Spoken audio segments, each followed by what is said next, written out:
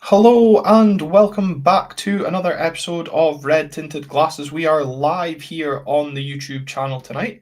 Excuse our slight tardiness. StreamYard, like myself, having a breakdown before going live. But that's just because we've been missing the Dons so much, Phil. And good to see you're in the festive spirit as well. The Christmas trees made it into the background. I know what you can't see is my little Jimmy Thielen angel that I've got on top of it at the moment. But yeah, no, we're getting there. Looking forward to the festive football coming back. And looking forward to a little RTG night out after Hibs on Saturday as well. I know you're coming up, and we're going to go out for a little drink after the game as well. So very much looking forward to that. Callum not joining us tonight. I'm sure he'll manage to join us at the pub though at the weekend. Obviously, with no game at the weekend, we are just looking forward to the game against Hibs this weekend. But there hasn't been a lot happening in terms of Aberdeen stuff to chat about. And when we do come on to the Hibs game, we will be joined by Michael Monan, Hibs fan and regular contributor when we discuss the side from Leith. But Phil, I want to just talk about a couple of injury concerns that might be affecting us for the weekend. Jack Milne rumoured to be potentially missing for 1 to 2 months with an ankle injury, and Vinny waiting for the results of a scan on a potential ACL injury. Um, Pretty concerning, but we've got the January transfer window just a few weeks away, maybe giving us a bit of hope in that sense to cover those areas. Yeah, like you say, I mean, it's fortunate that obviously January's just around the corner, giving us the opportunity to kind of replenish the squad a bit. But yeah, unfortunate timing, really. I thought Vinny was sort of showing himself to be a decent little impact sub coming off. As the number one proponent of the Jack Milne fan club, I was enjoying his sort of performance, especially against St Johnstone. So I was kind of hoping to see him a bit more. But yeah, I mean, it's a little bit unfortunate as well that it seems like the injuries we get this season are all tend to be pretty major. I mean, going back to Palaversa and then obviously Gay being out, Mitov, Vinny, now Milne as well. Yeah, it's unfortunate we don't seem to be getting a lot of lot of the rub of the green when it comes to the physio table just now.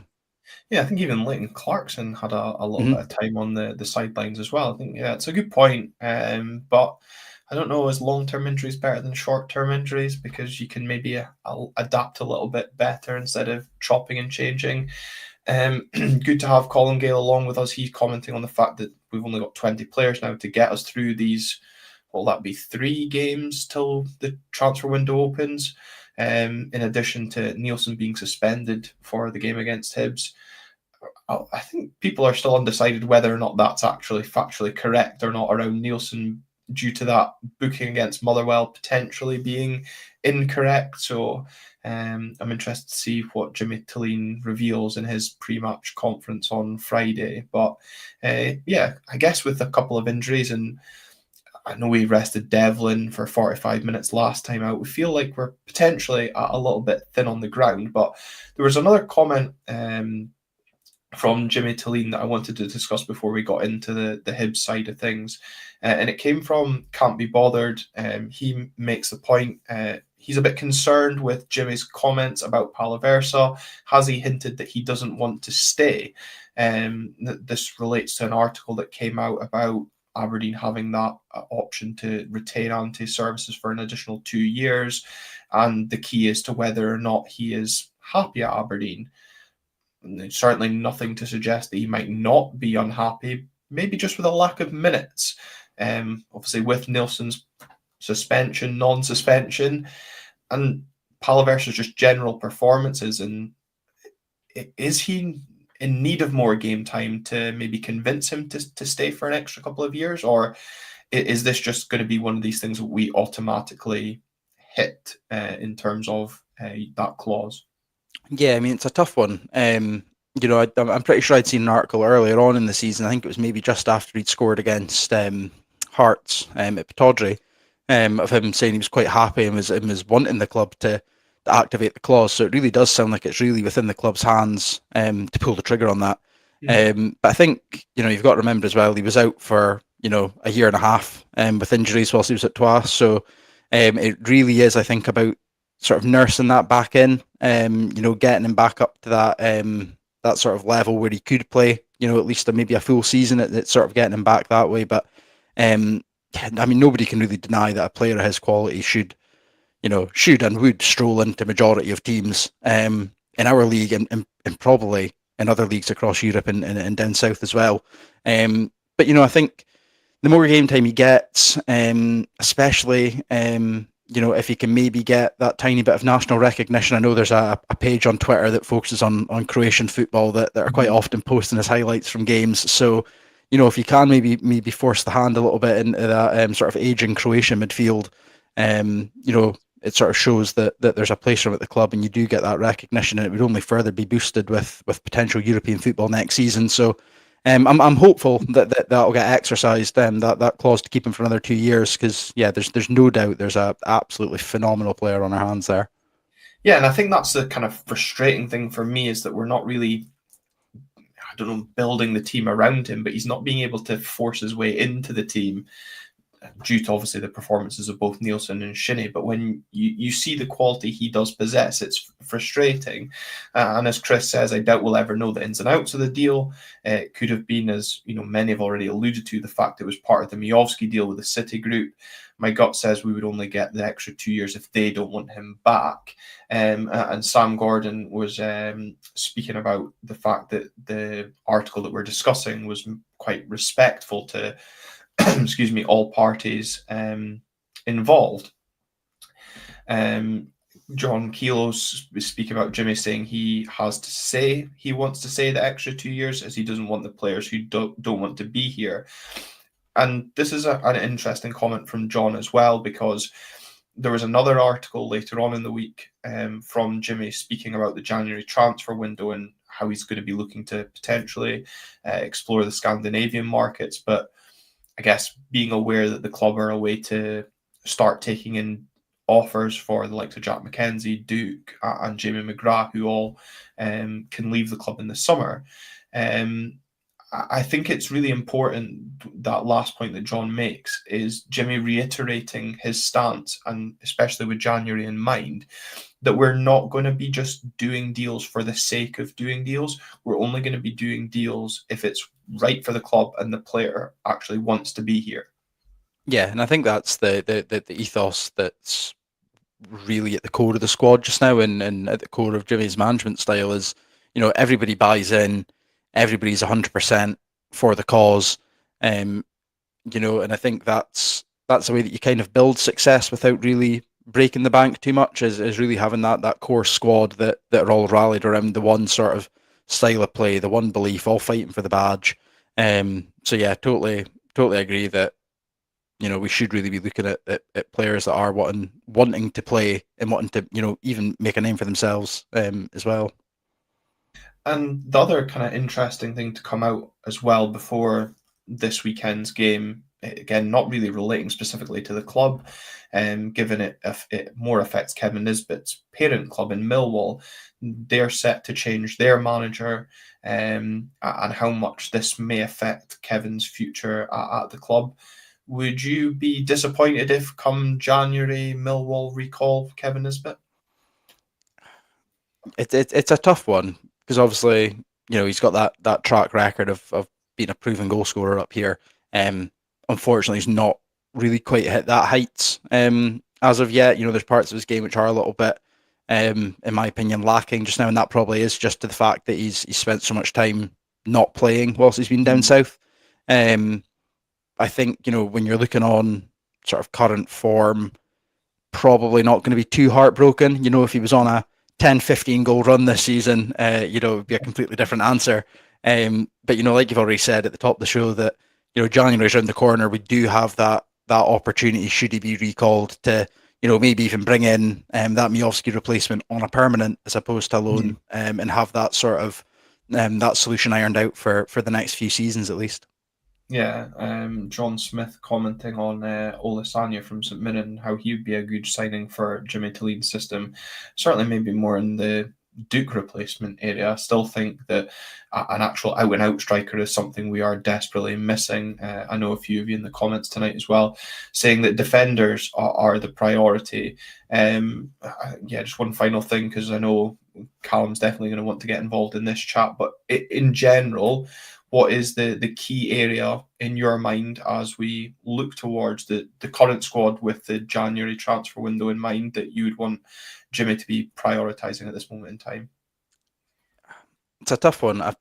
You know, a month and a bit ago, I probably would have said centre half. Um, just purely because I felt like that was where we were maybe the most ropey at times. I think now, just on recent form, it's probably clouding my judgment a little bit. Definitely top end of the pitch. I think we really need to try and get back that sort of threat we had going forward, and just the goals. I know that Aberdeen posted the 2024 wrap that we were averaging 2 goals a game at home in 2024. So I think we really need to try and get some goals and really get quality at the top end of the pitch. I think that the current sort of run we've been on has kind of highlighted that we really need to get that back in the side. Yeah, absolutely. I think I was the same as you, kind of worrying about our defensive options, probably on both fullback sides, left back and right back as well. Certainly with Jack McKenzie's future remaining undecided, which I'm still baffled at that. He's potentially willing to kind of waste his career down south. In my mind, that's what will happen. But our recent kind of lack of goals from the top end of the pitch, as you've mentioned, kind of really wants my feelings in Jimmy Tilleen to focus on that area of the pitch, because the Rangers have gained ground on us. We've still got a decent lead on the likes of Dundee United and Motherwell after the weekend's results. But if these teams start picking up points and the pressure starts getting put back on Aberdeen again, we want to have a striker that can maybe alleviate some of the pressure on the rest of the team that have been weighing in with goals at this moment in time. I don't think the squad currently has that. But obviously we'll be trusting the manager's judgment, and I'm sure the board will be doing all they can to go out and support Jimmy. Of course, there's only be a second transfer window, and as you said, with the potential there, given our start to the season, of securing European football, and we've already seen from Hearts in this new format that they could even get European football after Christmas. What that can do to a club financially, and I'm sure this Aberdeen board and Aberdeen team will want to be doing the same for us as fans next season, in achieving that third place finish as a minimum. Yeah, absolutely. Like we've said so often before, I think especially for the players, that European football should be a huge motivator. Just having that platform to really go and showcase yourself can do absolute wonders for your career. Which for us as Aberdeen fans, in turn, is great for the club's bank balance as well. Yeah, absolutely. And David McLennan asking, when's Pape due back? Pretty soon, hopefully. I think it was January was when he was predicted to be back. So hoping to see the big man back soon. But he was in fine form in Seoul alongside Duke on Saturday night. Well, that's probably the last thing I remember, gibbering absolute rubbish to Duke in Seoul. And yeah, so we'll see when the big man's back. He won't be back, though, for this weekend's game, as Hibernian are the visitors to Pittodrie. As we've said already, we have Michael Monan joining us on the show to preview the game. So let's get Michael on board. Michael, welcome along to Red Tinted Glasses. How are you? All right. Can you hear me? Yes, we can hear you loud and clear. Right. It's been a turbulent start in the league for Hibs, kind of recently, up until you somehow managed to pick yourselves off the canvas in injury time to scrape a 3-3 draw. Describe, I guess, what it's been like since that 3-3 draw at Easter Road. Well, that game was mental, just to start off. I had everything that you could possibly ever ask for in a game of football, but and I went into that game feeling for the worst. Obviously, we'd just been hammered by Dundee. Had a man sent off, had goalie issues, had defensive issues, had players that looked like they didn't care issues. And we were playing Aberdeen, who were flying at the time. So I was nervous going into that game, but I actually thought we played well that game. And I think that the goalie on that evening concerned me, and it made me realise why we hadn't dropped the other goalie for so long. But since that night, the Smith's actually been all right. And obviously we've won 2 games, got beat at Celtic Park when we played probably the best that we have in a number of years. Still beat. So in terms of how I'm feeling about going into this Saturday compared to how I felt going into the game the last time, I'm a lot more. There's a lot more to be positive about. Which Yeah, is and always a good thing. Phil, I guess that's one thing, as Michael says, compare and contrast to the last time the two sides met. We were going into that game in full of confidence, looking to, grab 3 points. And we're going into this weekend's encounter on a winless run, and Hibs, picking up a bit of form. A lot's been made of, yes, they lost at Parkhead, but how well they played, as Michael's already mentioned. And then to come from behind against Ross County last time out as well, David Gray and that Hibs side must be coming to Pittodrie with confidence. But once again, very limited seats left at Pittodrie. Looks to be another sellout, and a festive fixture is always well attended in the first place. This is really kind of setting up to be another kind of blockbuster Scottish football game this weekend. Yeah, I mean it's unfortunate. No offense, Michael, that Hibs have finally started to click. I think early on in the season they just seemed so disjointed, and I think as an Aberdeen fan, it's concerning knowing that Eli Ewan and Junior Hoylett even seem to be on their A game. But I think it'll be a good game of football. Hopefully, probably as open as it was at Easter Road. It's 2 teams that like to try and get on the front foot, so it'll definitely be for the neutral, hopefully another entertaining game. But festive football at a packed out Pittodrie. I'm hoping we'll swing it in our favour, because it is kind of roles reversed this time, of a sort of one team clicking and one team looking a little bit more unorganised and disjointed. But definitely looking forward to it. Yeah, and I think that's a fair point as well, because we've done a lot of chopping and changing with our starting 11 and trying to find the best fit, whereas Hibs have maybe been able to be a little bit more consistent since that 3-3 draw. But I just want to ask you on that point that Phil made there, Michael, about how open the game at Easter Road was.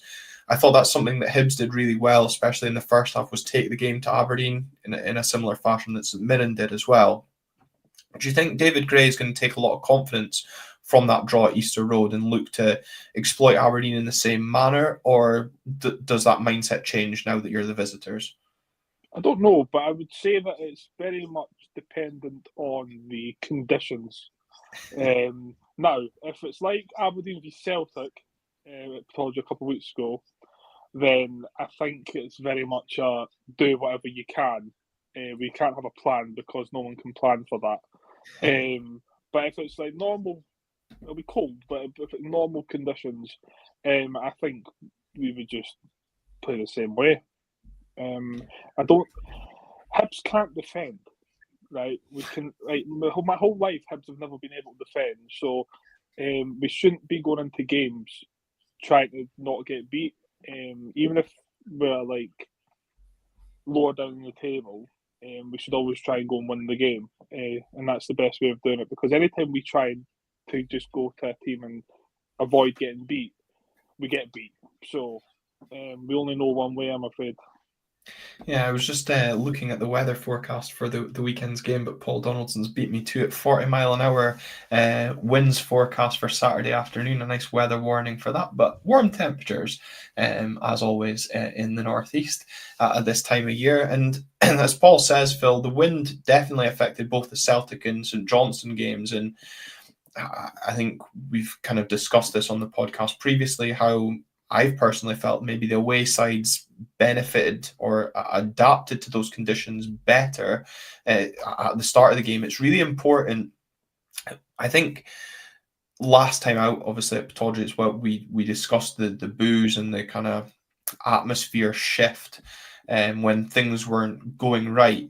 If Hibs do adapt to the conditions at the weekend better and get on top, how vital is it this weekend that the crowd, especially with it being kind of a sellout crowd, stick with this squad and kind of get us to that victory and give us the lift going into Christmas and then that trip to Kilmarnock on Boxing Day?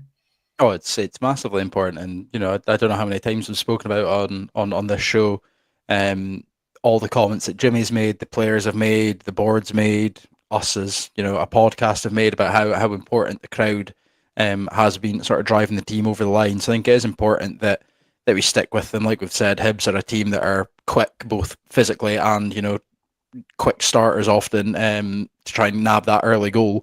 So I think if we do, for whatever reason, fall behind it, it is important that we kind of stick with him. But conversely, I think if we don't learn our lesson from adapting to conditions, then it will be, I think, a little bit of a frustrating watch, and it will sort of trickle into corners of the stadium. But just keep the ball on the deck, shoot from the edge of the box, just be normal humans, and play to the weather. Shoot from the edge of the box. Well, we've seen what Hibs goalkeeping can be like, so it's maybe not the worst of ideas. Michael, we've kind of, I guess, from an Aberdeen point of view, aren't really sure what the starting lineup was going to be this weekend. We've spoken about the chopping and changing, and a couple of injuries that you'll have heard us discussing at the start of the episode as well. From a Hibs point of view, there's maybe been that little bit more consistency in selection, and the performances are now starting to come. How do you expect David Gray to line this Hibs side up this weekend? Well, I'm just going to pull you up for your previous point there. So in our 3-3 game, I'll have you know that 2 of our 3 goals were outside the box. But anyway, moving on to your question. So, performances. This is the kind of ironic thing is, Saturday, first half was one of the worst we've played in the whole season. We were absolutely horrendous. But we won.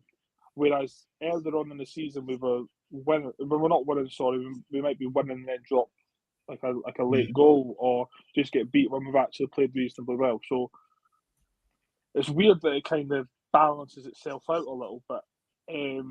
On Saturday, if you were to ask me what I thought about the Hibs starting 11, the only way I can describe it is a group of players that play with each other every week, but always look like they've never played with each other. So in terms of our starting 11,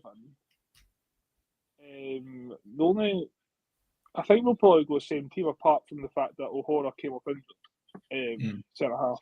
So I don't know regarding him. But why change a winning team, I suppose? Yeah, and Phil, I guess from an Aberdeen point of view, we've already spoken about Jack Milne. I'm assuming Nicky Devlin's going to come straight back in.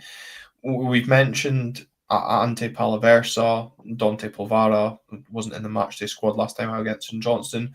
Are you looking at that midfield really as the kind of area for change? Again, I know centre half's been an area that's been spoken about, the way, again, if we go back to the conditions maybe at the weekend, how Gavin Malloy coped with high balls last time out against St Johnstone. Is Angus MacDonald maybe knocking on the door and saying, I'll be that calm figure in there? Yeah, I mean, I think the thing is, we've seen Gav struggle with high balls when there's not been a breath of wind. So I don't think the conditions are really going to make a difference to that. So I think, as we said, we've done a lot of chopping and changing. I think we do really need to try, and especially in those key areas like centre half, try and kind of settle on that partnership. And for all we've seen so far, it seems like it's going to be Ruby and Malloy. So I'd kind of like that to kind of stay the same. I think midfield will be a kind of big position for us. Like, say, Nilsson suspension pending. Will be interesting to see who starts there. I thought Polvara has looked good when he's sort of came off the bench. I thought he's doesn't look like he's been away from the squad for a few months anyway. For me, interestingly, I think it's up front. For me, I'd quite like to see Sockler. Not only after that wonder goal at Easter Road, which ended up not meaning the 3 points, sadly, but I'd quite like to see him up front, just so we've kind of got that equal level of mobility and pace in the top end as Hibs do. And then I suppose it does come down to your winger situation of whether you go McGrath, Duke, or Keskinen or who it may be. But I think definitely for me, I'd quite like to see Sockler get that nod and see if he can maybe get a string of goals under his belt, especially as we sort of go into the new year and potentially challenge for that striker position if we bring in somebody new. Yeah, I think I'd also like to start Esther Sokler as well. I think John Keeler made the point earlier in the comment section, but I feel fans have been saying it for a while as well. I don't believe Kevin Nisbet is fully fit either. Yes, he might have a point to prove against his former club in Hibs, but I thought last time out against Issa Road, he shirked every 50-50 against them and then was hooked at half time. So for me personally, I'm not starting Kevin Nisbet either. The other interesting position, you comment about the wingers, and it'd be interesting to see who he plays there because, again, that seems to be an area that we change quite a lot. But for me, it's the left back because by all accounts from Jimmy Talene, it's been down to a hamstring injury for Jack McKenzie as to why Jack hasn't been starting. Although everybody loves a good old WhatsApp rumour, and the WhatsApp rumour doing the rounds was it was down to the contract negotiations and his kind of desire not to currently sign a new deal, and that, I guess, plays into the lines about wanting to play players that want to be here.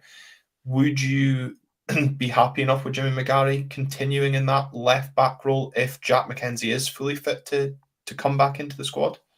Yeah, no, I'm not opposed to McGarry at all. I think that he's been, in my opinion, I think he's been quite steady. I think he's definitely grown into games. And you can definitely see that he's tried to improve the areas which are weaker, which unfortunately for him as a left back is defending. But he's getting there slowly but surely. I'm just hoping he can maybe get a little bit higher up the pitch this time out.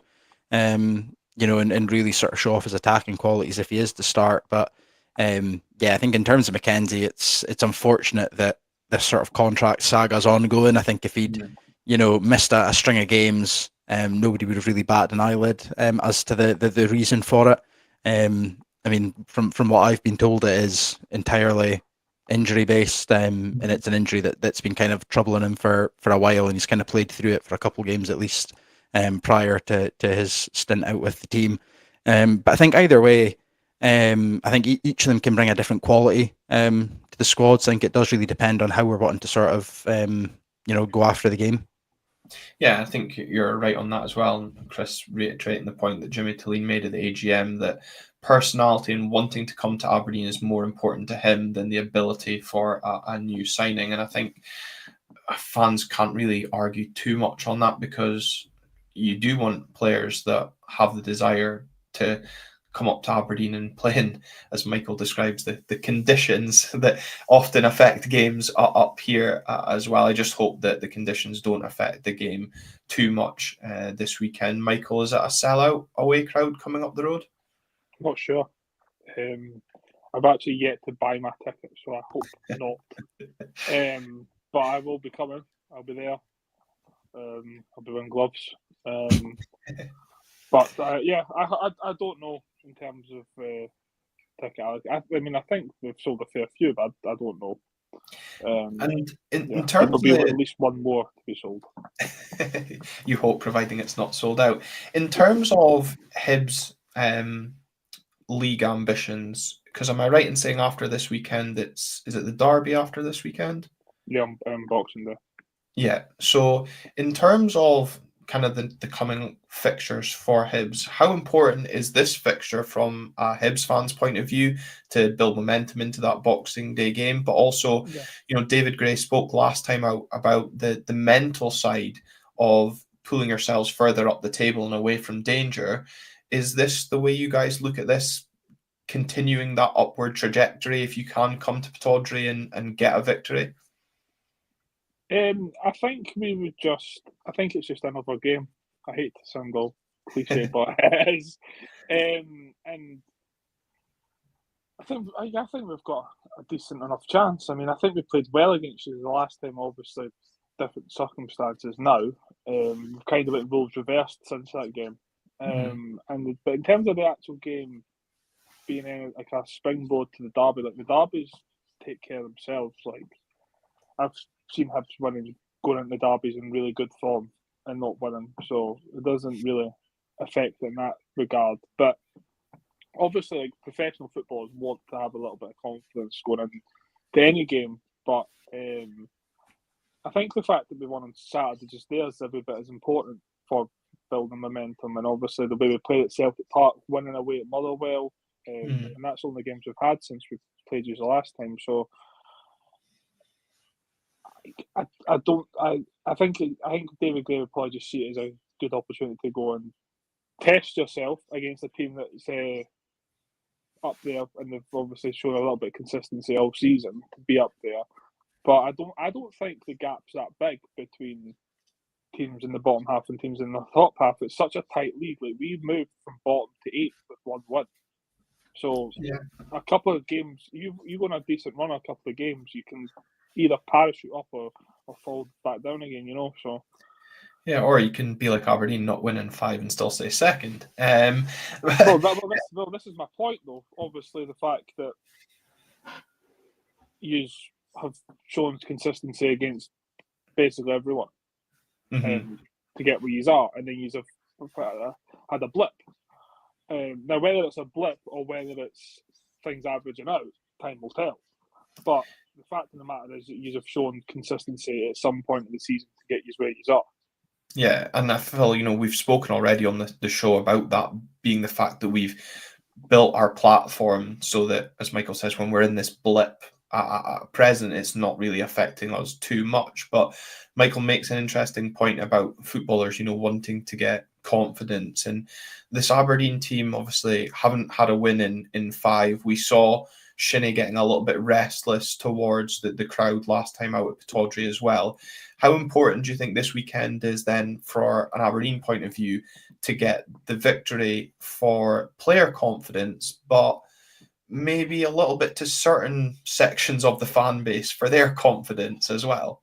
Yeah, no, it's massive. I mean, I think there's a lot of parallels between the sort of players within Hibs and the players within Aberdeen. The one that springs to mind is Ewan and Duke. They're two players that when they're, feeling confident, when, they're on a good run, they're almost unplayable at times. They're just absolutely phenomenal technical footballers. And I think going on that run to give the likes of Duke, Ruby, even if we can get like Sockler a goal, just to really get their confidence flowing, it will really help, once again drag us, back out of this sort of slump, shall we say, that we've been on. And for the crowd as well, I think for a few folk it was maybe that they'd maybe forgotten what Aberdeen was. I think they'd gotten so used to the run that we'd been on that their expectations had maybe been a little bit too lofty on where this season was maybe heading to. So no, I think it is important, like you say. I mean, it's unlike Hibs, we're not going into a derby on Boxing Day, but we're going down to Ayrshire to play a game that's often quite a sticky game on a plastic pitch. People have hangovers, long journey. So to try and go into that with a crowd in as good a spirits as possible would be ideal. Yeah, hangovers, excuses to avoid the in-laws, whatever comes our way. But I think it is really vital for us to start the game quickly, Phil, because when we look again to the reaction, especially during that first half when St Johnstone were on top, that was what was frustrating the crowd. And I just wonder, Michael, when you think or maybe when you hear me and Phil speaking about the crowd getting frustrated from last time out, do you think that maybe plays on David Gray's mind as well to counter Aberdeen and look to frustrate Aberdeen in that first 45? Because would a point be seen as a bad result by the Hibs support? I think everything, going into a game, right, is different from the game itself. So what I mean by that is, if we are 1-0 up with 5 minutes to go and draw, it's like a defeat. If we're getting beat 1-0 and score, it's like you almost feel like it's like a win. Do you know what I mean? Yeah. It depends on.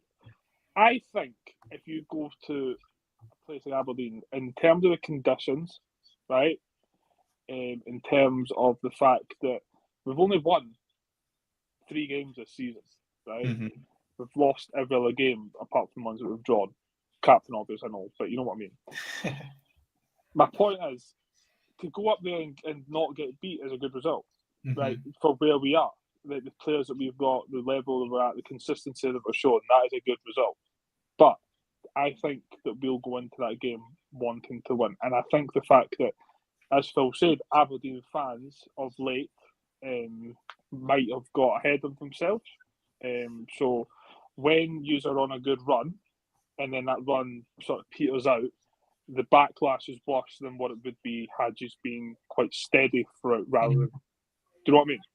Yeah, no, I think you're right. And I think, Phil, I think, obviously, like, in isolation, don't take us Hearts' positions in the league into account when considering your answer. But I think the fact that you both came to Easter Road and Tynecastle, places that you generally find quite difficult to come to, and not lost. I think if we went where we were in the table at that time, Aberdeen fans would have thought, well, we got out of that situation. Yeah. Do you know what I mean? And I think, Phil, that's probably quite a fair reflection, although I think a lot of us were probably looking at the point more so at Tynecastle as a good point, given our record at Tynecastle. But there was definitely, and I'm probably guilty of this, that looking at it and saying, well, we've faced both the bottom two sides and failed to win. And when you want to finish in the top two, you've got to be going to those grounds and winning. But as Michael says, probably and that's easier for fans of those two clubs to say, they're both in false positions. Although Hearts continue to maybe show that theirs isn't as false as shown after their result of the weekend. But yeah, maybe some realism required. But again, when that's discussed amongst football fans, that's easier said than done. Yeah, I mean, like I say, we've been some of the worst for, I think, well, I say I'm putting some blame on you. I'm pretty sure I was the one that was saying we were going to win cups and leagues early on this season, of potentially being too lofty. But yeah, it's one of those things. I mean, typically Hearts and Hibs are the teams that are going to be sort of pushing us for position in the league. So I think it is more of a place of, we've been in a lucky position where we have been so clear of them that if we could get, 3 points over them whilst they are sort of languishing down towards the bottom, it just increases that gap. And like Michael said, when we do come at this period where there's a bit of a blip, we're not finding ourselves kind of sweating a little bit that, that gap's, closing down, like we've seen with Rangers closing down to 2 points. So I think it is trying to sort of hammer home that advantage as much as possible before it comes into sort of crunch time of the season.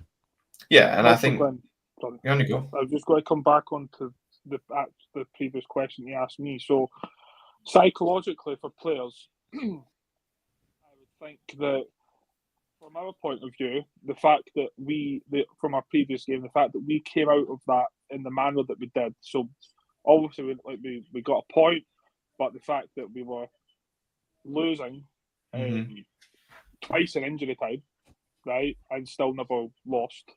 Yeah. Psychologically for our players, they're thinking, well, think about how bad it was then, and we went into such a game like that where we were expected to just get pumped, and we got out of it, and we got out of it twice, right? Yeah. Conversely, Aberdeen players flying at the time, going to the bottom team in the league, and being winning twice in injury time, not winning. How does that psychologically affect them for when the two teams play a month later and the mood in the camp's a wee bit different on both sides? Yeah, it's an interesting one and probably a good one to end on as well, because I was kind of thinking that a little bit earlier, so I'm glad you've kind of referenced back to it. How much, I was speaking, or Phil, I was asking Michael how he maybe thinks David Gray will approach the game based on the last time out. How much do you think Jimmy Tulleen is going to have learnt from that Hibs game and change tactic or approach based on how the game went and more so how the game ended? Because there is going to be a little bit of motivation to right the wrongs from that night at Easter Road. Yeah, I mean, I think he's obviously, going to have learned something. First season in a new league. I think he said before that, he's learning every day regardless of result that comes out of a game. So, but I think at the same time, I think it's where Jimmy's different to a lot of managers we've had in the past. As cliche as it is, and as Jimmy always says, it is one game at a time, and it's just focusing on that. Games that have been and gone, he doesn't really tend to try and languish on for any sort of motivation, for any sort of psychological warfare, perhaps. But I think he definitely will, especially try and get them not to switch off late in the game and keep focus right up to the last whistle. Helps if I take myself off on mute. Calm special. I think you're right. There has to be that focus, and especially that is the reminder from last time out is keep the full focus for the 90 minutes. And I think as well, if conditions are being spoke about as a potential factor for this weekend, we do have to keep in mind our substitutes. And Phil, we saw that last time out when maybe Jimmy did acknowledge that the team selection was incorrect with the 3 subs at half time. Do you think he might then have one eye on that and try and keep some in reserve for later on in the game? Yeah, I mean, I think perhaps. I mean, it's all hindsight, really. We could have been 2-0 up in that first half, and he maybe doesn't make the changes, and we immediately capitulate 5 minutes into the second half. So there's really, there was no real accounting for it. But I think at the same time, you probably are wanting to start, like I say, Sockler, just to give him that slight arm around the shoulder, especially after his performance last time out. So there probably is a slight eye to that. In trying to get that sort of full 90-minute performance per se. Yeah, I think so. And like I said, it's really going to be interesting to see what that team lineup comes out and how it affects both sides in their approach to the game. But I'm really looking forward to the game. It'll be good to get some football back and something to look forward to this weekend, because it was a bit of a loose end the weekend past without any game to go to. Phil, thank you very much, as always, for joining me. And Michael, thanks very much for joining the both of us on the show this evening and giving us your thoughts on Hibs so far. Thanks. And thank you to everybody that has joined us on this video as well, live on the YouTube channel. Remember to leave a like on the video, comment your thoughts below as well. We put the link for Lifestars funding trip as well for the P7s at Hanover Street. So we really appreciate any support and the support that's been shown to that so far.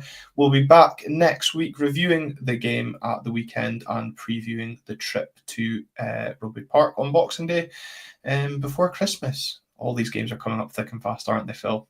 Oh, they are. They're flowing in, which I'm loving. They'll be flowing like the beers will be this weekend. Thank you very much for tuning in. We'll see you next time.